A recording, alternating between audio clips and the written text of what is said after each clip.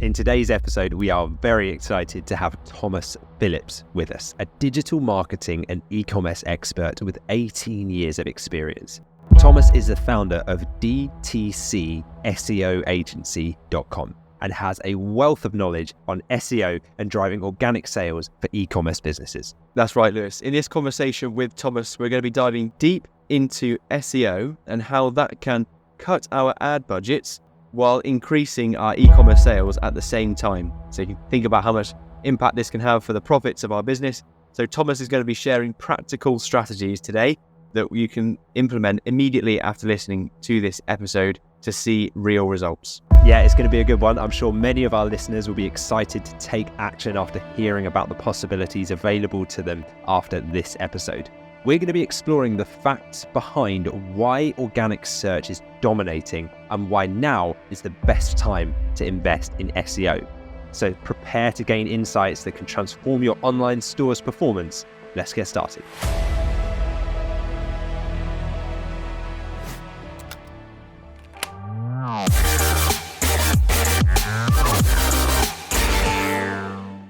Welcome to the Dropship Unlocked Podcast. I'm Lewis Smith, the founder of Dropship Unlocked, and with me is our client success coach, James Eardley.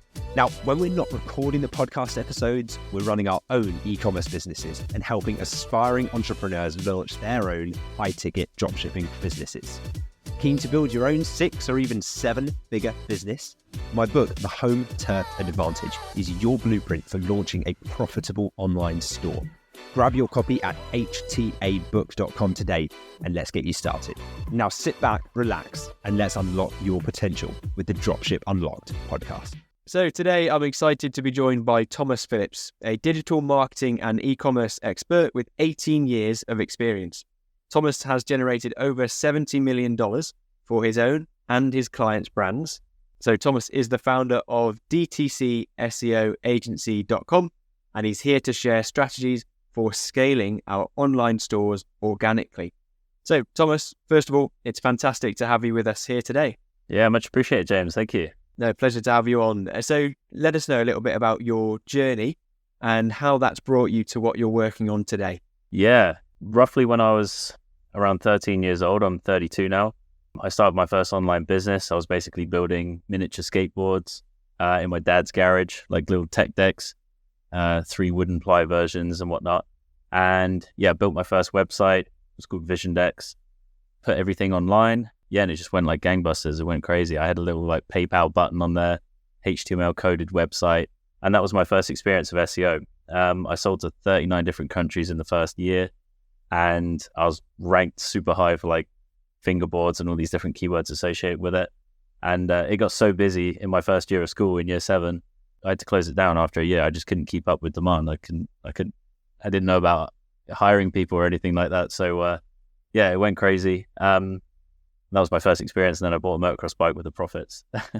So that was kind of my first experience with SEO and everything online and basically building a product, e-commerce side of things. And then it just went from there really. It just took off and I've just had so many different businesses, exited like 16 different brands online, and now we're kind of at the point where we're building out our own different brands and also building out the agency. It's got to the point so many people are asking us, hey, can you do our SEO, that we're like, all right, okay, we'll actually build it into something proper instead of just a background thing now. So it's kind of where we're at. Amazing. What a story. So entrepreneurial drive straight in you from the age of 13 is clear. I mean, and also you're well ahead of your time. So that must have been, 2006? Are we talking when you first started that initial business, something around then? Something like that, yeah. Yeah, year 7 at school. Yeah, and the tools that we have at our fingertips now, like Shopify, Google Ads, they wouldn't have been anywhere near as mature at that level. I mean, how did you get started? Did you have mentors around you? No, not at that age. It was a case of like, okay, I've got this idea. I've seen someone else is doing it online. I think I could actually do it better. And it was a case of like, okay, how do I build a website? All right, you start at square one. Like most of your students, I'm sure, like, how do I do this? Okay, I need to learn that. Right, now I understand that to a point. Cool. Okay, on to the next thing. What else do I need to know? Oh, payment processes. Okay, what's like the only one I can do? This one. So it just kind of starts out you achieve one thing, cool. Okay, on to the next thing. How do I do that? Okay, I now know, on to the next thing. But back then it was literally just a HTML website coded with tables.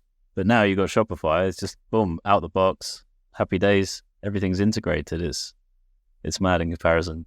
Yeah, the difference now with the market where we've got it to where it's so intuitive now to build a website and you don't get any coding experience. But yeah, back then it's fascinating. You're right, you go through such a high learning curve when you first get started with any business.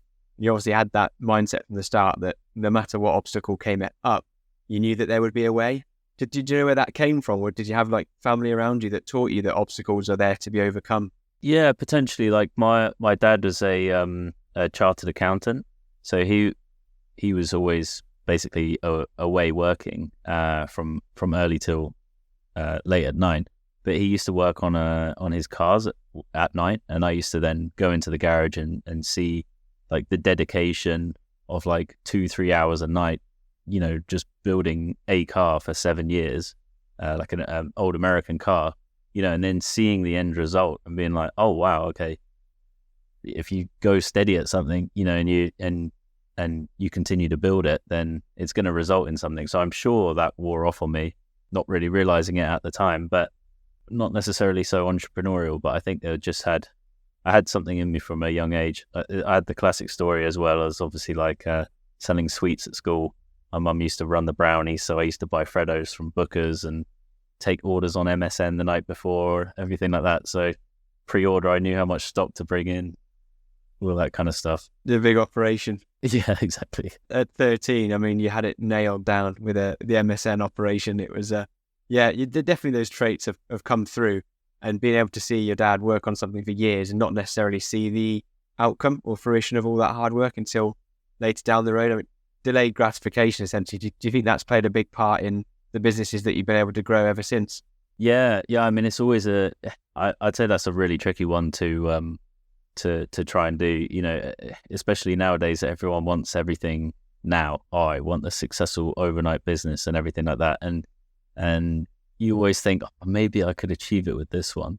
But then it's always so much more work than you actually think. And I think that's really the reality of it, is like some things seem like they're very easy, but I think every single thing that you go into, if you want to become really, really, really good at it, it's going to take a long time, which is really worth noting, you know, up front. Do I want to be in this for the long term?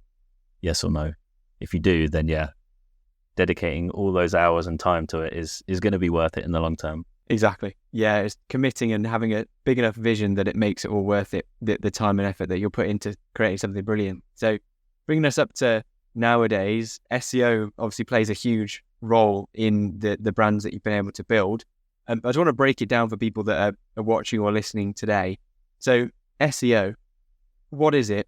And if you can, sort of explain, why do you think it's so important for e-commerce businesses? Yeah, so effectively SEO, search engine optimization, it effectively helps people find your products and your website from whatever they're searching for online. So yeah, if you had a website selling, let's say miniature skateboards, right? I would want to be first on Google for miniature skateboards. The intent of someone searching that for that item is so high that they might buy, that's the kind of traffic I want. So it's great because SEO traffic, organic search traffic, converts at such a higher level than something like Facebook ads, Meta ads, because someone is mid-scroll doing something else, looking at something, and then you have to try and capture their attention, get them to click through, get them to be super interested, and then purchase. That's pretty difficult. But I've always liked to go, okay, here's an idea, here's a potential product. How many people are searching for it? Can we rank for it? If we can, it's a case of putting the product in front of the person who's already searching for it. The intent is there. It's a high purchase intent. It's a high conversion. Happy days.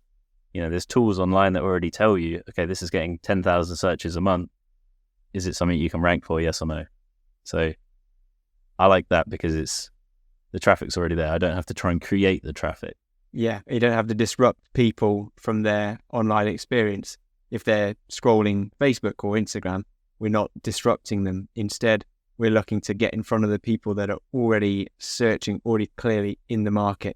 So that's what SEO is really optimizing for, I guess, is to get in front of people that are already in the market to the products that we're selling. Yeah, exactly. And yeah, SEO is like, or organic search is like 53 or something % of all the website visitors, and paid is like 27% or something like that. So there's crazy long-term benefits associated with it. It's just so much better. Your costs stay flat. So when your traffic goes up and increases, the profitability on that traffic is crazy. Overnight you can have huge upticks in traffic where you then start ranking top of Google. Versus paid ads, it tracks with your revenue. So your margin is always squeezed throughout the whole time, unless you have an absolute killer ad that you can scale with a high ROAS, but it's tricky. So the scalability is sort of built in with the organic element of SEO. It's interesting to compare the two. So the paid ads that we put together, whether that's through Google or Facebook, we're paying to make sure that people are clicking or seeing our ads. Whereas with organic, it's a game of actually optimizing our websites to ensure that they are naturally and organically, so for free, showing on the first page or as close to the first page as possible. So with the difference between paid ads and SEO, do you think that the main benefit of optimizing your SEO efforts, do you think it's the scalability aspect? Do you think that's the biggest benefit of spending time working on SEO compared to paid ads? I'd say it's the profitability and the consistency of that profitability. So we also do meta ads for our own brands. Don't get me wrong. Good understanding of it. What I don't like is the volatility. You really have to get way above your fixed costs to make a profit. But then if one day your ads don't perform for whatever reason, which happens a lot, then your CPA, your cost of acquisition, suddenly skyrockets because you're spending $150 and your average order value is $100, and now you're out of pocket plus your fixed costs. Versus with SEO, if I'm ranking for a keyword that has enough people searching for it every single month, and I know that I can place it up very high in the SERPs, search engine results page, and I know, okay, that might cost me, for my entire website, might cost me a few thousand a month, but I'm making 15 grand a month and it's consistent, then I'm constantly getting a huge profit margin. So it's much closer to your cost of goods percentage as opposed to cost of goods plus, 40% on Facebook ads, and I'm left with my 20% at the bottom, or 15, 10, whatever it might be. That's an interesting point. So you sort of look at the investment in an SEO strategy quite differently from the way you'd look at an investment in a paid ad strategy. You don't necessarily have a specific cost per acquisition. It's more a fixed monthly cost that you would generate into an SEO strategy. Is that sort of the way that you view the investments and the differences between paid ads? Yeah, absolutely. It's a case of like either working out, okay, what is the cost to get there, get to the point of where I'm like ranking number 1 or top 3. How long is that going to take? And how much investment do I need to roll into that, basically? Because with SEO, especially with a brand new website, like, don't expect to see anything for a good 6 months. But obviously with paid ads, it looks great because you can get people in the door the next day, but you might not be profitable for 3 or 6 months still. Especially when you're looking at, it's important to look at the total time, not just, oh, I made profit today, sweet, Facebook ads are doing great, but it's like, how much have you spent on all your creative and all your ads prior that needs to be taken into account? And that's the way I like to look at it with SEO as well. It's like, okay, I'm going to need to invest for at least 6 months on a brand new website. And then we then start to build trust and authority with Google. I'm building my reputation with Google so that then Google's like, great, we're now going to place you up higher. Cool. And higher and higher and higher. And then we go from there. So it compounds, which is the beautiful thing about it. If I hit pause on my ads, you can bet your ass that your sales are going to pause with it. But with SEO, it's a compounding thing, which is beautiful. It is. It's the long-term approach, which is what we have and we teach with the e-commerce businesses that we build.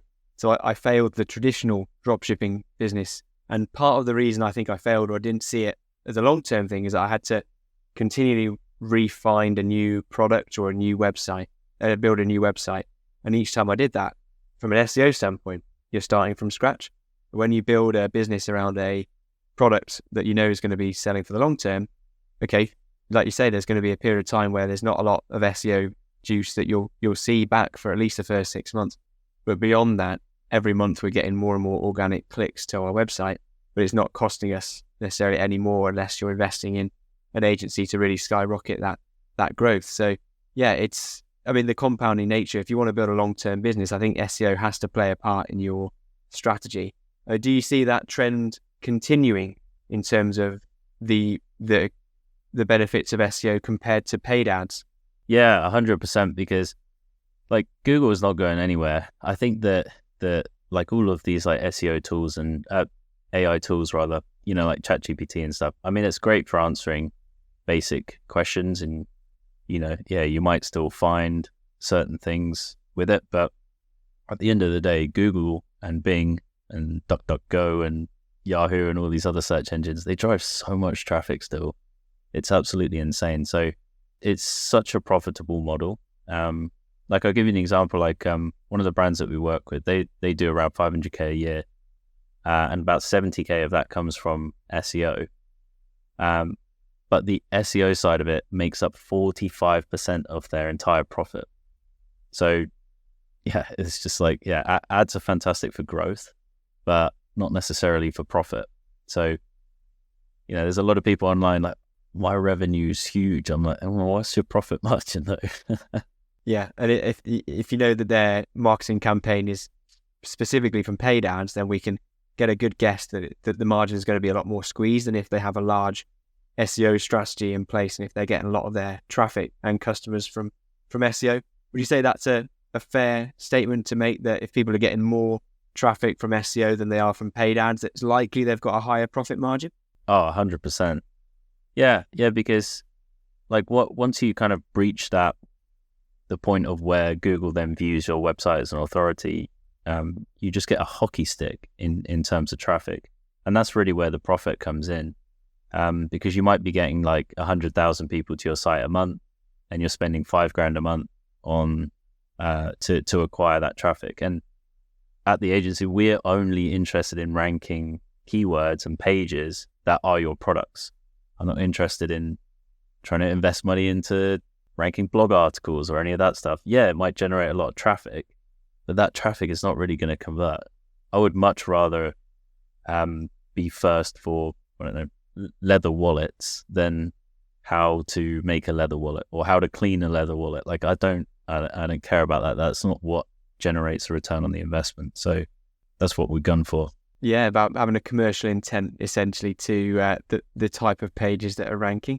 Interesting. So yeah, I mean, you just think about our own journeys as buyers. The amount of times we start a customer journey on Google, it's so many times. And sometimes you'll even, I know I do, sometimes you'll scroll past the ads at the top of the search engine results page because you think that the first organic one is probably more likely to be more relevant.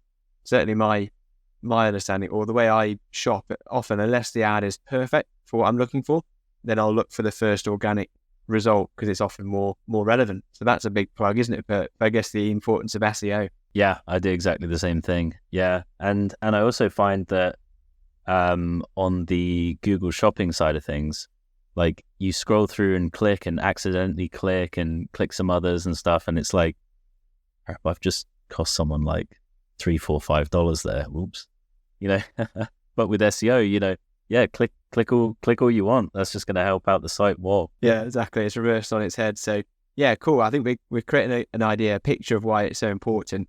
And of course, I still believe SEO plays its role, and paid media also plays its role, especially for getting off the ground initially and getting people onto your site. But I think that the beautiful marketing strategy that we could create would be a combination of both. So dialing down now into like a successful SEO strategy that you would put into an e-commerce business, what do you think are the core elements of a successful SEO strategy? Yeah, so for someone starting out, the first thing that I would definitely do is to look at all the different products that you have. Maybe start with like the highest priority, being the ones that sell best right now. Open up a spreadsheet, list them all out, and then have a bunch of different rows, but then have keywords that you think people might associate with it. So let's say it's like a leather wallet, right? Does it do a special thing? Does it have like the Apple tag in it? Is it an Apple tag leather wallet? Is it a black Apple tag leather wallet? What are all the different combinations that I could possibly think of that would be associated with each product? And I think that's one of the best things to do, is just to start doing that. Do that for every single product that you have. And then I would get like I think you can get like a $1 free trial for Ahrefs or Ahrefs, however you want to say it. It's basically an SEO tool. I would then just dump all the keywords into the Keyword Explorer, and it would tell you how difficult it is, if it's actually a search term people search, and how many people a month are searching it. And at that point, I can then grab those, put the data back into the spreadsheet, and then I can start to work out, okay, no one is even searching for all of these different products. I'm not even going to focus on that from an SEO point of view. But these ones, 2,000 people a month are searching that, 3,000, 1,000, it might even be just 200. But that's 200 potential people who might then click on your website.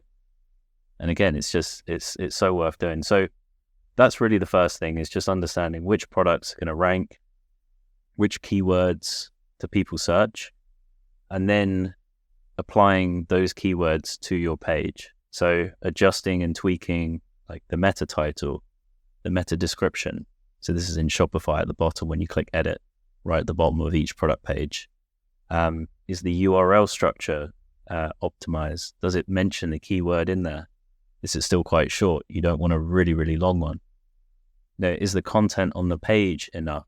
I know that there's a lot of the kind of easy thing, especially with dropshipping, is you might import a bunch of products from somewhere and it just has like a quick 5-point bullet point that might be pulled from somewhere else. Maybe you rewrite it with AI and you go, cool, yeah, that'll do.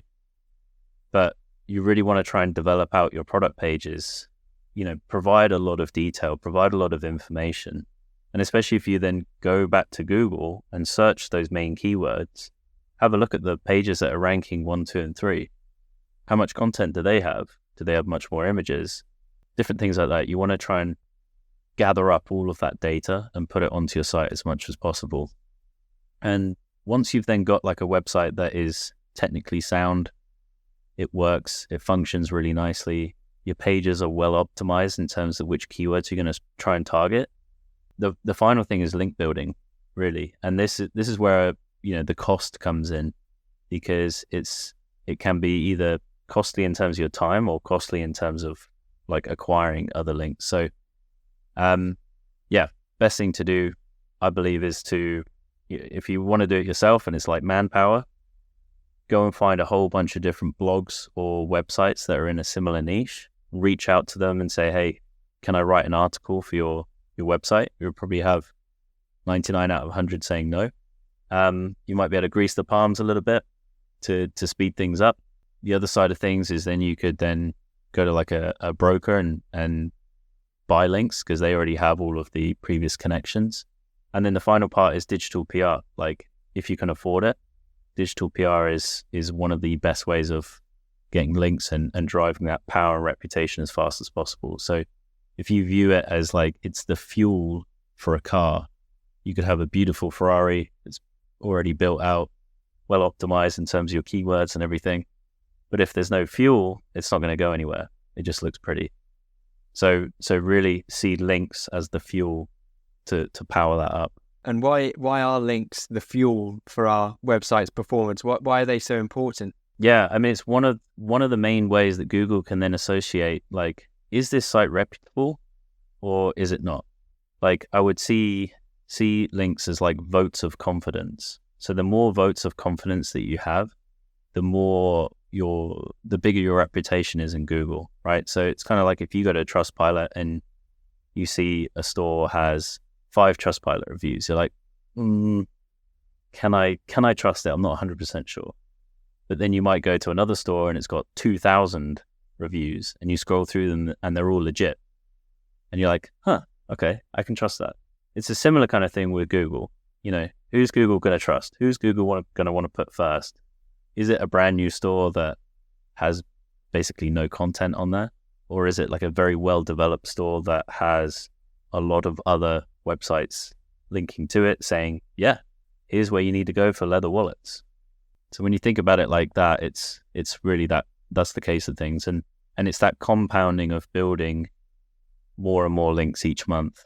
The power and the authority compounds on top of each other to the point of where Google's like, sweet, we can see you're an authority now. We're now going to push you up super high. Brilliant. So it's a way to kind of hack their algorithm to understand, okay, if that's what Google sees as an authoritative website, then we need to do whatever we can to get those links on other websites so that your website is then going to get higher up on that search engine results page. So it's a great framework to lay out for people when we can just get started. And you mentioned AI in there, because oftentimes with the dropshipping businesses that we are growing, we'll sign a supplier, they'll send over their product descriptions and their product images already. And so we'll upload product images, product descriptions. Okay, and that's fine to get started, especially if we've got 1,000 products initially to upload.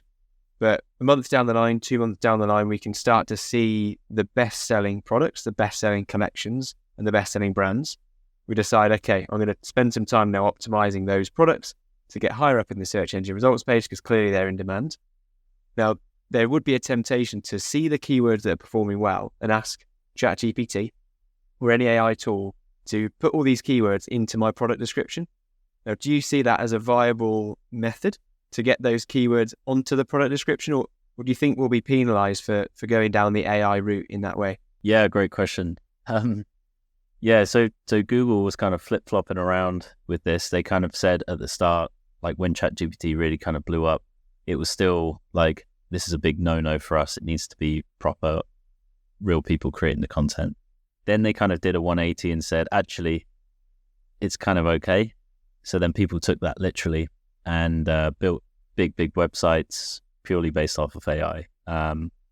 Then they reverted it, and so many websites got penalized for basically just having AI content. And it makes so much sense, like you can tell it's AI. The amount that ChatGPT says, embark, I'm going to embark on this journey to buy this product or whatever it might be, it's such a giveaway. Ultimately, Google wants to serve up the best content and the best answer for that particular query. So I would say I wouldn't even risk it.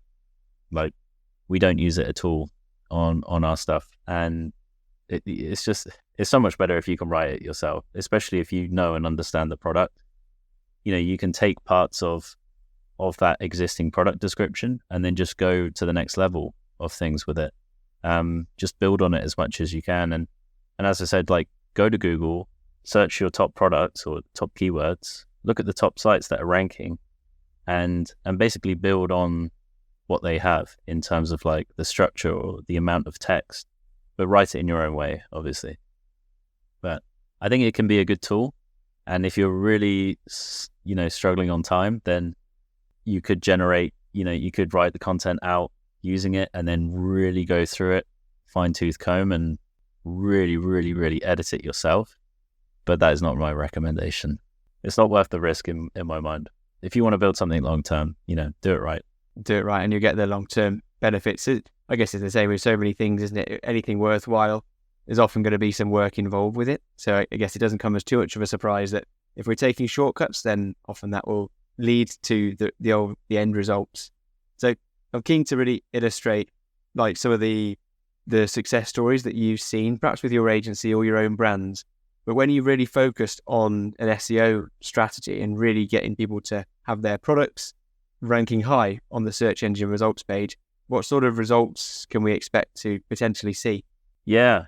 So we've had a few different sites now. So one of them, we did around 27 mil in shipped revenue in 1 year. Another one was around 13 point something mil. I've got all these screenshots on my site as well. But yeah, significant revenue. And this is what we've always just worked on, basically. I've always just been in SEO because I never wanted to spend money upfront on ads or try and scale it with ads. So it just makes a lot of sense, really. So when you start to dive in and if you really want to learn SEO and dive in a lot more, you'll really start to find like, oh wow, there's some huge websites that are purely running off of organic search which are wildly profitable.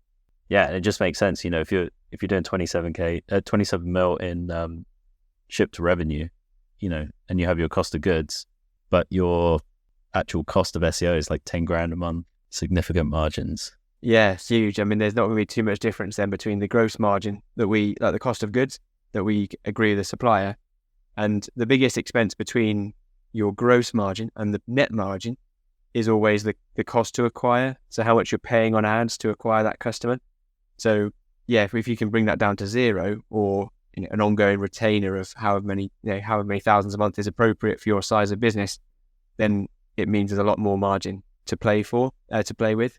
So with your agency, how do you actually get these results? How would you work with a company or an e-commerce brand that comes to see you?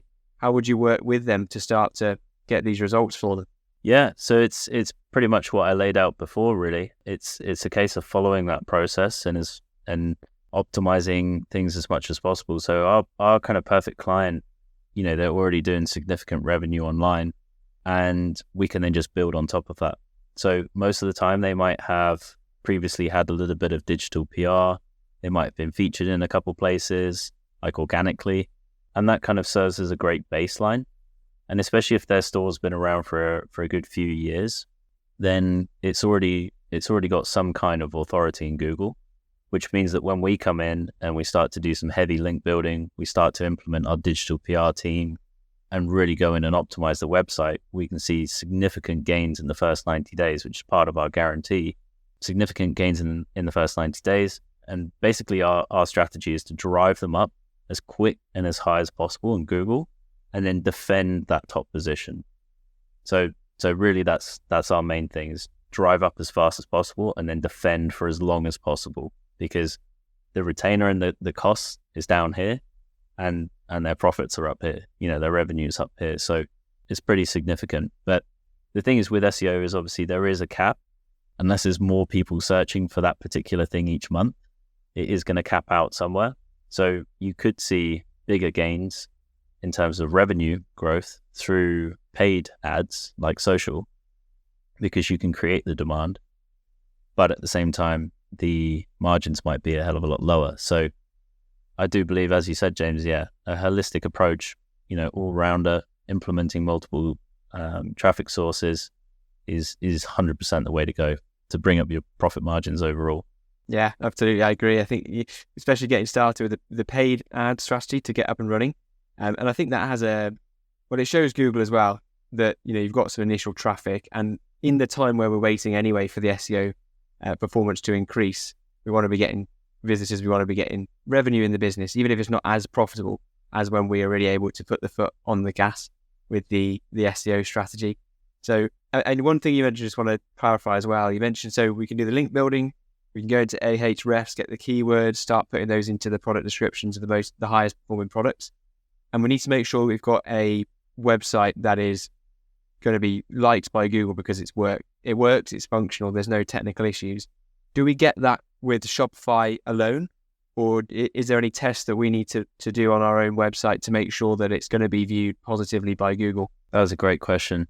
Yeah, so out of the box, Shopify is pretty good at it, especially if you're using collection pages to your advantage. So what you might also find is that the collection pages actually rank really well. So if you have 5 or more products that could fit into a collection, let's say it's like, I had black leather wallet, I'm just looking at my wallet, black leather wallet, a red leather wallet, I don't know, whatever it might be, those would go perfectly into a collection of leather wallets, as an example. So leather wallets in its own right is also a keyword that people are searching. And because it's leather wallets, it's not the singular, that means that there's multiple within there. So that is someone who's searching for leather wallets. They're not entirely sure what they want yet. So that's the perfect place where you can then optimize your collection page specifically for that. So when you start to use Shopify in like a SEO friendly way, shall we say, it can be very, very effective. There's not really much that you need to do. There are a couple kind of technical bits, but I wouldn't really worry about that until you're a lot bigger. But it's mainly like simple things like keeping your image sizes small. You know, I know a lot of people love to have like the 2000 by 2000 pixels as their gallery image on their product, and they got 20 of them. You know, so if you think about how many megabytes is having to load up on someone's 4G, 3G connection, it takes a long time. So Google doesn't like that because that's not a great user experience. Users don't like that because it's not a great user experience. So it's things like that, I would say, are very important. And having like image alt text and stuff like that. So when you upload your images, you can then edit the image and then enter in an image alt text. If you just Google like what is an image alt text, it will tell you and give you a bit more information about that. But that is like critical as well for driving Google image searches. So that's another way that you can get more traffic. That's relatively easy as well. If someone's searching for, I don't know, it might be red leather wallet with Apple tracker connected or something. If you have then optimized that image with that alt text and someone's searching for an image of it, they could click through to your website, bam, they're now on your product page. That's more traffic from someone searching for that specific thing. So yeah, to answer your question, it is pretty much out the box, just as long as you're using it in the right way. Yeah, Shopify gets us a lot of the way there. And compared to your days when you first started your finger skateboard business, luckily it's a lot more out of the box than it would have been all those years back. So yeah, it puts us into a great position. And there are some great apps as well now to add alt text to images, I believe, and also to reduce the pixel size of images as well, to resize it to increase your site speed. So all part of the equation to have a really great SEO strategy that people can take away from this episode today, Thomas. So thanks so much for these insights that you've shared. It's been a great chat. For people that are perhaps up and running, they've implemented some of these strategies and they want some professional help to get to the next level with their SEO for their website, where would you recommend that they go? Yeah, I mean, either go over to dtcseoagency.com, shoot us an email, or schedule a call, or ping me a message on LinkedIn. Just go search my name, or Instagram, Thomas M.R. Phillips. Shoot me a DM, and then we can have a chit chat about things. So either if you want to become a client, or just finishing up like a full video course of pretty much everything I know, it's turning into be like a good few hours because there's so much to it. So yeah, I can, we can sort something out if someone's interested in learning that in detail. Yeah, go from there. Amazing. Thank you, Thomas. Yeah, really, really valuable resources there shared. And we'll make sure they're all linked beneath the video in the description and the show notes. You can head straight over there. So thank you very much for your time today, Thomas. Appreciate it. Sweet. Thank you, James. Much appreciated. Well, Lewis, I really enjoyed that conversation with Thomas there. Incredibly insightful. I think the strategies that he shared for leveraging SEO to drive organic sales were eye-opening. Yeah, really were. And what stood out to me was how Thomas emphasized the long-term benefits of SEO over paid ads. Paid ads are great for an immediate result, but SEO is really the foundations of a long-term traffic strategy. So implementing these strategies can genuinely transform your store's performance. It will save you money, it'll boost your sales, and if you can run profitable ads on top of that strategy, you're going to be in a really good place. Yeah, Thomas made it really clear it's not just about reducing ad spend, although of course that's a significant advantage if we can do that and still raise the amount of sales that we're generating. It's more so about building a sustainable traffic source that keeps growing over time. Exactly. And combining the insights that Thomas shared today with the structured approach that I lay out in my book, The Home Turf Advantage, which you can get at htabook.com, those two can provide you with a comprehensive strategy for success. If you can leverage SEO while also ensuring your business foundations are solid, then you're going to be in a really good place to succeed with e-commerce. So if you're looking to apply these foundational strategies effectively, head over to htabook.com and get started.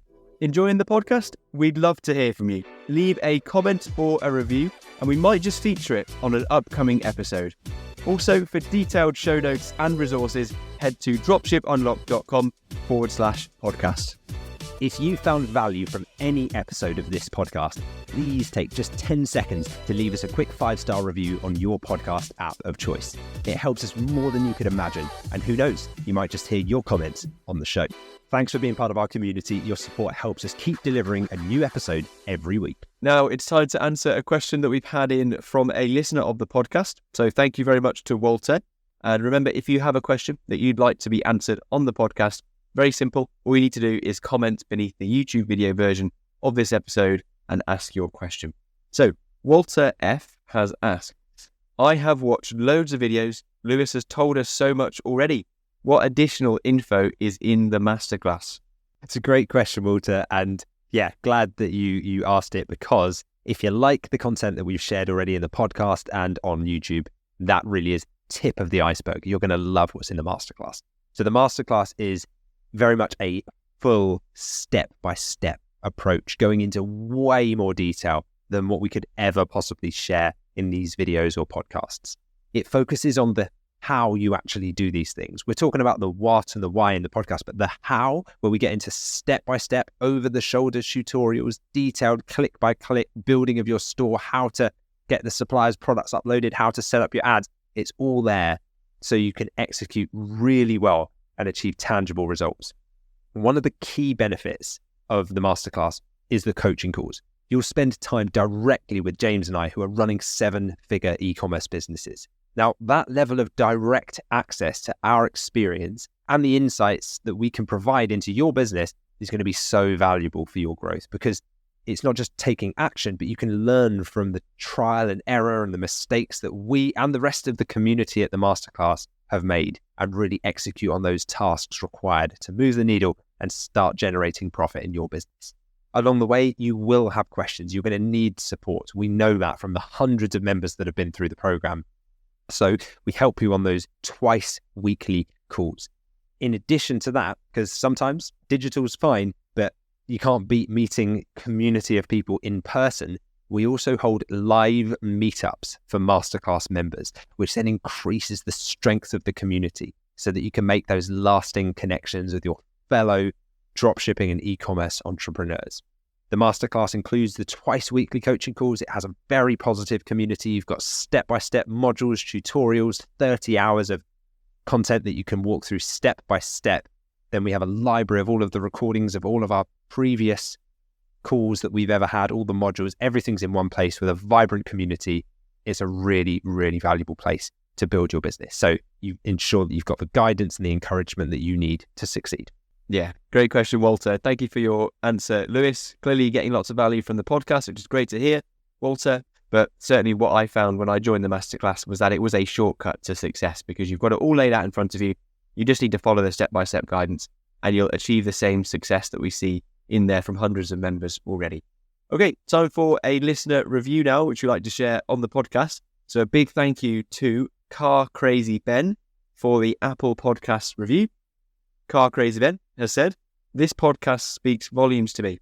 The way they articulate their ideas and background knowledge is extremely useful and easy to understand, even without fundamental business knowledge.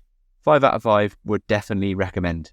That is an awesome review, Car Crazy Ben. Thank you very much. We really appreciate it. Now, as we wrap up for today, one question that I have for you is, who do you know that could benefit from hearing this?